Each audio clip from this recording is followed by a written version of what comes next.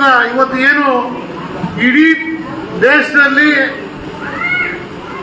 ಮನುವಾದಿಗಳ ಸರ್ಕಾರವನ್ನ ತಿರಸ್ಕಾರ ಮಾಡಬೇಕು, ಮನುವಾದಿಗಳನ್ನ ಈ ದೇಶದಿಂದ ಓಡಿಸ್ಬೇಕು, ಅವರು ಅಂಬೇಡ್ಕರ್ ವಿರೋಧಿ ಇದ್ದಾರೆ ಅಂತ ಹೇಳಿ ಇವತ್ತು ಬಿಜೆಪಿ ಸರ್ಕಾರನ ತರಬಾರ್ದು.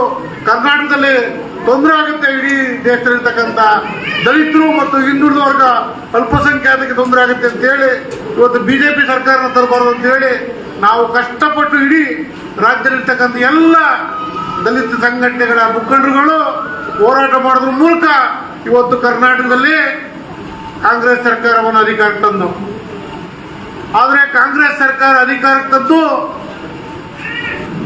2.5 ವರ್ಷ ಆಗಕ್ಕೆ ಬರ್ತಾ ಇದೆ. ಆದರೆ ಇಡೀ ಸಮಾಜಕ್ಕೆ ಏನು ಕೊಡುಗೆ ಇಲ್ಲ, ಇಡೀ ದಲಿತ ಸಮುದಾಯಕ್ಕೆ ಏನು ಕೊಡುಗೆ ಇಲ್ಲ. ಅವರು ಯಾವುದೋ 5 ಗ್ಯಾರಂಟಿಗಳನ್ನ ಇಟ್ಕೊಂಡು ಗ್ಯಾರಂಟಿಗಳನ್ನ ಯಾರು ಕೇಳಿಲ್ಲ. ನಮ್ಮ SC STಗಳೇನು ಗ್ಯಾರಂಟಿಯಿಂದ ಹೋರಾಟ ಮಾಡಿದ್ದು ದಲಿತ ಸಂಘರ್ಷ ಸಮಿತಿ, ಕೃಷ್ಣಪ್ಪರು ಹೋರಾಟ ಮಾಡಿದ್ದು ಒಬ್ರಿಗೊಂದು ವಸತಿ ಶಾಲೆ ಕೊಡಿ ಅಂತೇಳಿ, ಎಂಡ ಬೇಡ ಸರಾಯಿ ಬೇಡ ಅಂತ. ಆದ್ರೆ ನಾವು ಕೇಳ್ತಿರ್ತಕ್ಕಂಥದ್ದು ನಮಗೆ ಸ್ವಾಭಿಮಾನಿಯಾಗಿ ಬದುಕಲಿಕ್ಕೆ ಭೂಮಿ ಕೊಡಿ ಅಂತ ಕೇಳ್ತಿದ್ದೀವಿ ಹೊರತು ನೀವು 2,000 ರೂಪಾಯಿ ಕೊಡಿ ಅಥವಾ ಅಕ್ಕಿ ಕೊಡಿ, ಭಿಕ್ಷೆ ಕೊಡಿ ಅಂತ ಕೇಳ್ತಾ ಇಲ್ಲ. ಇದು ಗ್ಯಾರಂಟಿಯ ಉಪಯೋಗ ಅಲ್ಲ. ಹಾಗಾಗಿ ನಮಗೆ ದಲಿತ ಸಂಘರ್ಷ ಸಮಿತಿಯ ಹೋರಾಟದ ಗುರಿನೇ ಇಡೀ ರಾಜ್ಯದಲ್ಲಿ ಅನೇಕ ಜನರಿಗೆ ಕೃಷ್ಣಪ್ಪನವರು ಹೋರಾಟದ ಮೂಲಕ ಭೂಮಿ ಕೊಡಿಸಿದ್ದಾರೆ. ಹಂಗಾಗಿ ಇಡೀ ಇವತ್ತು ಭೂಮಿ ಬೇಕಾದಷ್ಟು ಇವತ್ತು ಶ್ರೀಮಂತರ ಪಾಲಾಗಿದೆ. ಹಂಗಾಗಿ ಆ ಭೂಮಿನ ಸಮಾನವಾಗಿ ಹಂಚಿಕೆ ಮಾಡಿ ಯಾರು ಭೂಮಿನ ವಂಚಿತರಿದ್ದಾರೆ ಇಡೀ ದೇಶದಲ್ಲಿ, ಇಡೀ ರಾಜ್ಯದಲ್ಲಿ ಅವರಿಗೆ ಭೂಮಿ ಕೊಡಿ ಅಂತೇಳಿ ನಾವು ಹೋರಾಟವನ್ನು ಮಾಡ್ತಾ ಇದ್ದೀವಿ.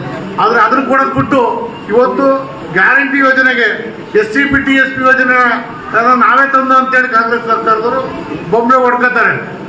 ತಂದಾದ್ಮೇಲೆ ಆ ಹಣವನ್ನ ಇಟ್ಟಂತ ರಿಸರ್ವ್ ಹಣವನ್ನ ಇವತ್ತು ಗ್ಯಾರಂಟಿ ಯೋಜನೆಗಳಿಗೆ ಬಳಸೋದ್ರ ಮೂಲಕ ಇಡೀ ನಮ್ಮ SC ST ಸಮುದಾಯಕ್ಕೆ ದ್ರೋಹ ಬಗೆದವರೆ.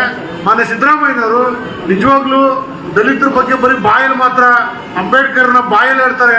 ಆದರೆ ದಲಿತರ ಬಗ್ಗೆ ನಿಜವಾದ ಕಾಳಜಿ ಇದ್ದಿದ್ರೆ ದಲಿತರ ಯೋಜನೆಗಳು, ದಲಿತರ ಪರವಾಗಿ ಯೋಜನೆಗಳನ್ನ ರೂಪಿಸಬೇಕಾಗಿತ್ತು. ಬಹುಶಃ ಇದುವರೆಗೂ ಈ 2.5 ವರ್ಷದ ಬಹುಶಃ ಹಿಂದೆ 5 ವರ್ಷ ಕೆಲಸ ಮಾಡಿದ ಸಂದರ್ಭದಲ್ಲಿ ಇದೇ ಸಿದ್ದರಾಮಯ್ಯನವರು ದಲಿತರ ಪರವಾದ ಯೋಜನೆಗಳನ್ನು ತಂದರು. ಇವತ್ತು ಯಾವ ಸ್ಕೀಮ್ಗಳಲ್ಲೂ SC STಗೆ ವಿಶೇಷವಾದಂಥ ಅನುದಾನಗಳು ಮತ್ತು ಸಬ್ಸಿಡಿಗಳು ಇಲ್ಲ. ಅಂತ ಪರಿಸ್ಥಿತಿ ಇವತ್ತು ಅವ್ರ ಸರ್ಕಾರ ನಡೆಸಲಿಕ್ಕೆ ದುಡ್ಡಿಲ್ಲ. ಯಾವುದೇ ಅಭಿವೃದ್ಧಿಗಳು ಈ ರಾಜ್ಯದಲ್ಲಿ ಆಗ್ತಾ ಇಲ್ಲ. ಅದರಲ್ಲೂ SC STಗಳು ಹಿಂದುಳಿದ ವರ್ಗ ಅಲ್ಪಸಂಖ್ಯಾತರ ಅಭಿವೃದ್ಧಿಗಳಂತೂ ಕುಂಠಿತ ಆಗಿದ್ದಾರೆ. ಇಂತಹ ಒಂದು ಸರ್ಕಾರದ ವಿರುದ್ಧ ನಾವು ದಲಿತ ಸಂಘ ಸಮಿತಿ ಎಚ್ಚರಗೊಳ್ಳಬೇಕಾಗಿದೆ ಮತ್ತು ಒಳ ಮೀಸಲಾತಿ ವರ್ಗೀಕರಣವನ್ನು ಕಡ್ಡಾಯ ಮಾಡಬೇಕು ಅಂತೇಳಿ ನಾವು ಹೋರಾಟವನ್ನು ಮತ್ತೆ ಮುಂದುವರಿಸಬೇಕಾಗಿದೆ. ನಾವು ಮುಂದಿನ ದಿನಗಳಲ್ಲಿ ನಿವೃತ್ತ ಪ್ರಾಂಶುಪಾಲರು ಬಳ್ಳಾರಿಯವರು